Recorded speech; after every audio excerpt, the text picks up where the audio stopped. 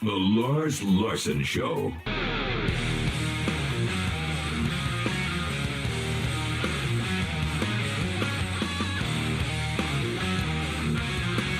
Vote in today's quick poll now at larslarson.com.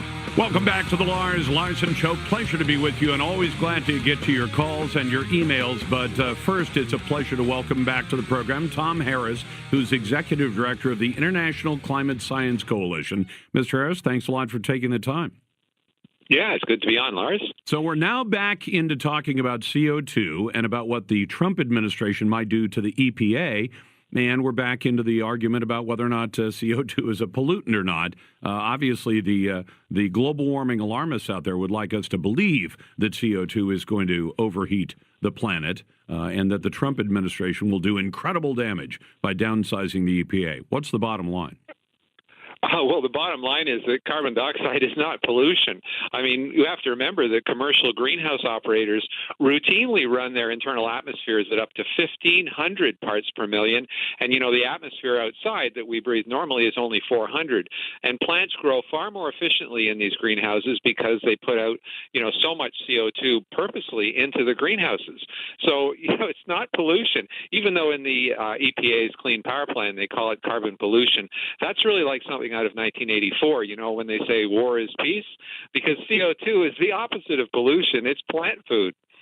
So what do you expect to happen out of this administration with the moves they've made already? They want to cut back the budget of the agency by a couple of $2 billion, which I would welcome, maybe even cutting it back 25% at some point, and perhaps dial back some of the regulations that have made it so hard to make new jobs in this country.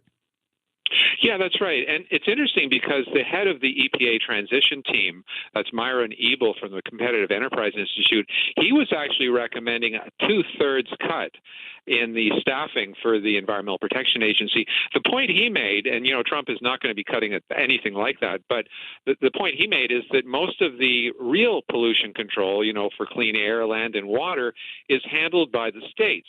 And that, in fact, the reason the EPA has expanded to 15,000 employees right now is largely because of the climate issue.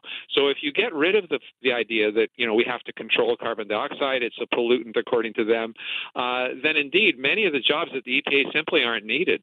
Should we step back from that Paris Agreement as well? Could that be or is that important at all at this point if we've got different people running the show?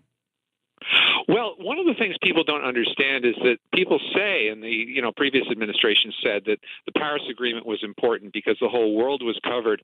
But what they don't tell you is that the underlying foundation of all UN climate agreements, which, by the way, is what Trump really should get out of, is called the United Nations Framework Convention on Climate Change.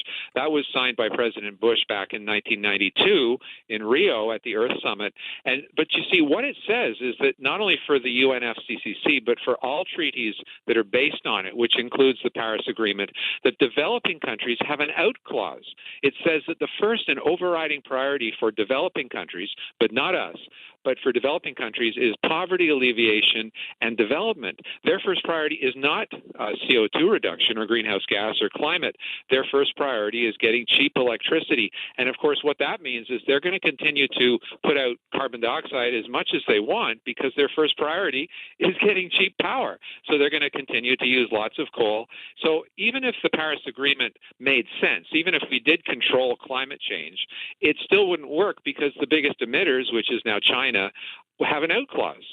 Well, and the problem I have with that is that, and this is, I think, this is why what Donald Trump said resonated so well with Americans, that if you say we're going to cut international treaties in which the United States becomes the one that gives up, that is, we sacrifice our economy because we've got it pretty good. I mean, we're the richest country on the planet per capita, that we're going to give up in exchange for all these other countries being able to pollute more in most cases, burn more coal, burn more oil and all that, that we're going to make the sacrifices so they can go ahead and do it. That's a treaty that is not built, or the United States is not participating in a way that is the best for our population. And I want our president to focus on what's best for Americans.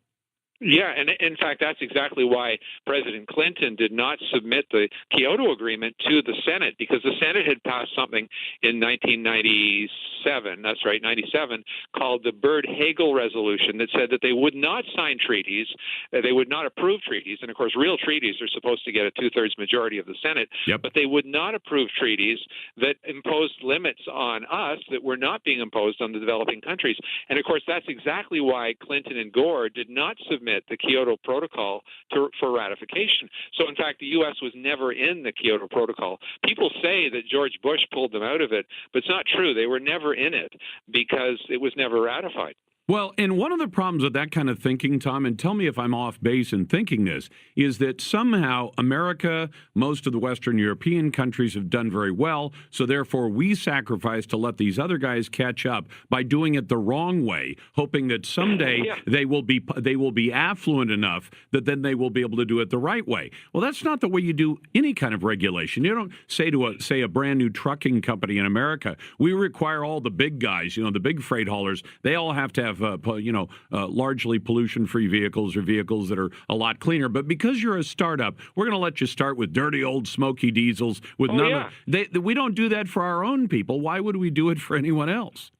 Well, no, it doesn't make any sense. It's kind of like saying that, part of the U.S. economy 100 years ago was boosted by slavery, before the Civil War. And so, it's okay for China and Russia to have slaves because, after all, we had it when we were building our country. I mean, if it were true that we were causing a global climate crisis, then, yes, I could see the U.S. setting an example to lead the world. But, two things. One is they're not going to follow. They've made that very clear. In fact, the head of the Philippines, the president of the Philippines, he said point blank, and this is his exact words, he couldn't be more candid. He said, you're trying to restrict our development because of an agreement. He said, that's stupid. I will not honor that. That's what he said. He said, I will not honor that. So any thoughts that they're going to follow, if they've said point blank, they're not going to. But on the other hand, you can certainly see where those little countries would find this attractive because they say, gosh, if the United States constrains its manufacturing, that means more for us. So while they're not going to follow the pollution end of it, they would love it. It'd be like having the biggest retailer in town saying, we're going to shut down 3 days a week, giving all the other local retailers a chance to do a whole lot more business when Macy's or whatever is shut down for 3 or 4 days a week. They would love it from the commercial standpoint, but it doesn't do any good for the climate. That's right. And of course, the whole point is, adaptation parts of the Paris Agreement, where we're giving money to help countries adapt to climate change, is that we are somehow guilty of having caused their problems in the climate. Okay? So it's not just an issue of foreign aid where we discuss it and decide how much can we afford to help them. It's because we caused it. So we're paying reparations. So that's completely unacceptable, and Tillerson should make that very clear. Well, and if he does it, if it goes the way it seems to be going, 50 whole days into the first term of President Trump, do you think we're going to be able to make this stuff stick, assuming that perhaps we'll end up with a Democrat president at some point in the future, and maybe even a Democrat Congress who could go and try to monkey with it after this has been fixed? Is there a way of making some of these changes somewhat permanent? Oh, yeah. Well, the key to it is to sway public opinion so that the public are so much opposed to the idea that we can control climate and that the U.S. should sacrifice its own economy to accomplish this silly objective. If enough people think that in the country at large, then the Democrats will not reverse it. Tom, can you tell my audience how to find your website and how to get more information from the ICSC? Yeah, sure.